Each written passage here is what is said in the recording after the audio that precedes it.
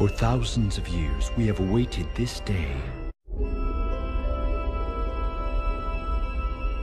For thousands of years, we have awaited this day. We have awaited this day. Okay, Revelation 12:1.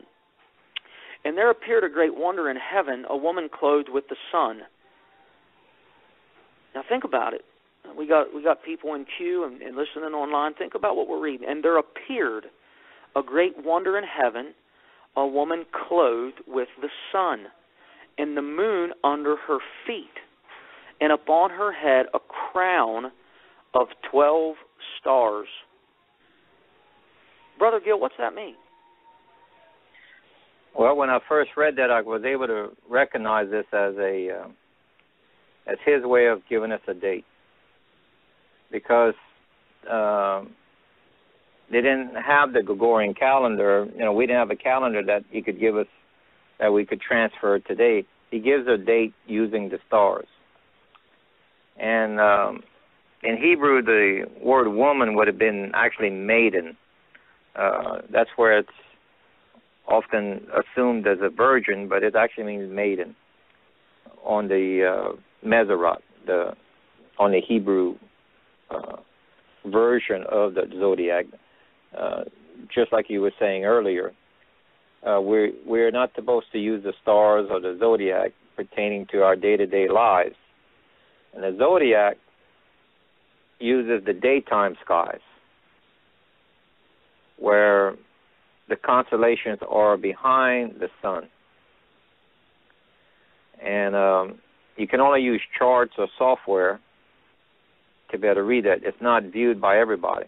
Only a few people that wishes to use the software, the charts, for the purpose of the occult or using it as a zodiac.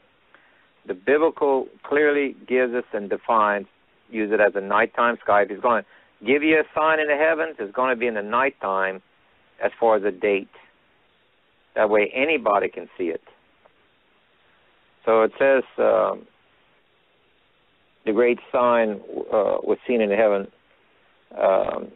And the word sun there, since we don't have a let me see, the proper Hebrew word right there would have probably is a word that means illuminated body.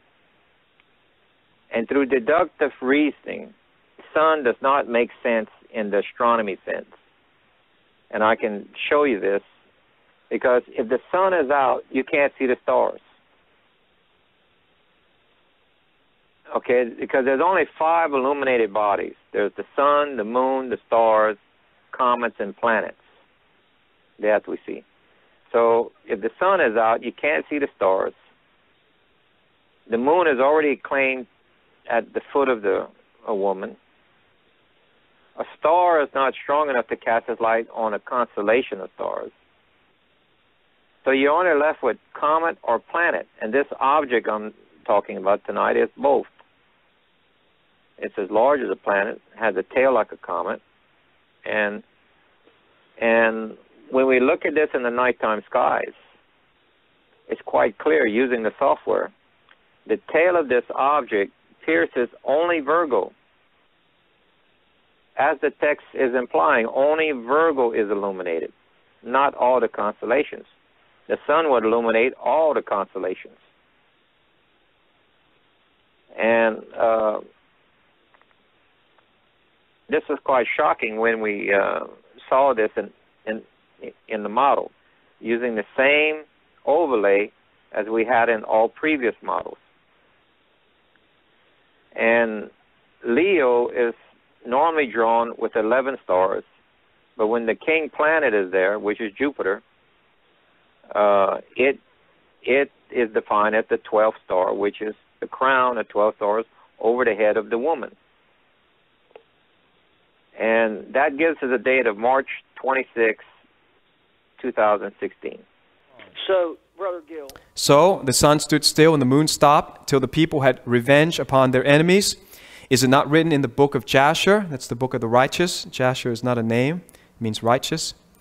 So the sun stood still in the midst of heaven and did not hasten to go down for about a whole day. That's what? 12 hours. Daylight. And there has been no day like that before it or after it, that the Lord heeded the voice of a man. A scientific explanation for the earth's rotation slowing down is possible. It's possible. The miracle was in the timing. The moment Joshua stood there on the battlefield and said, "Sun, stand still." There are scientific forces that could act on the rotation of the planet.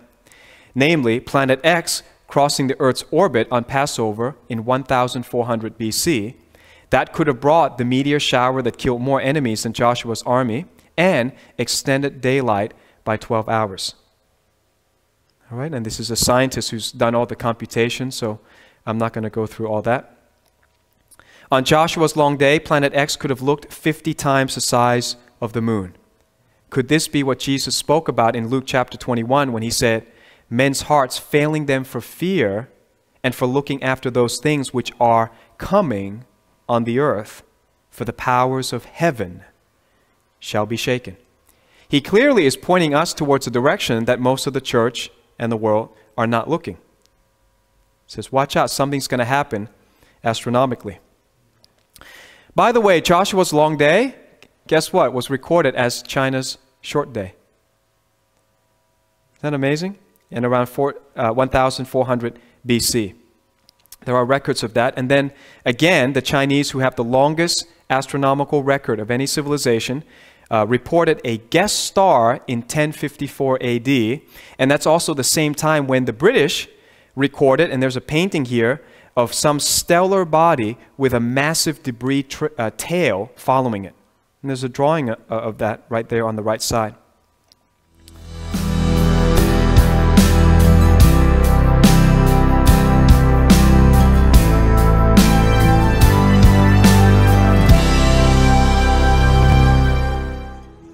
My children, you will be given the knowledge what to do and how to prepare you and your families for the plasmatic events like you've never seen. Plan on this soon. Please put some food, water, and candles aside. Each of you pray to me, and I will guide you in what you need. My children, you will be supernaturally led by my Holy Spirit. You must listen. Fear will block you from hearing me. Do not let fear creep in.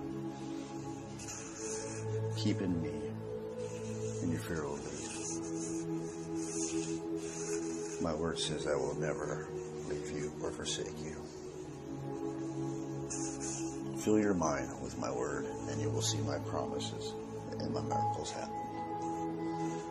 Have faith in my power. I will not let you down. I am the place of protection and fortress in the time of trouble. You need to be still and ask me. I will guide you step by step. Call upon me. Wait quietly for my answer, my children. I will not leave you to fend off the wolves by yourself. I love you and will not leave your side. You must not try to bring our Father or me down to man's level, for it's time for you to come to my level. So have faith in me, trust in me.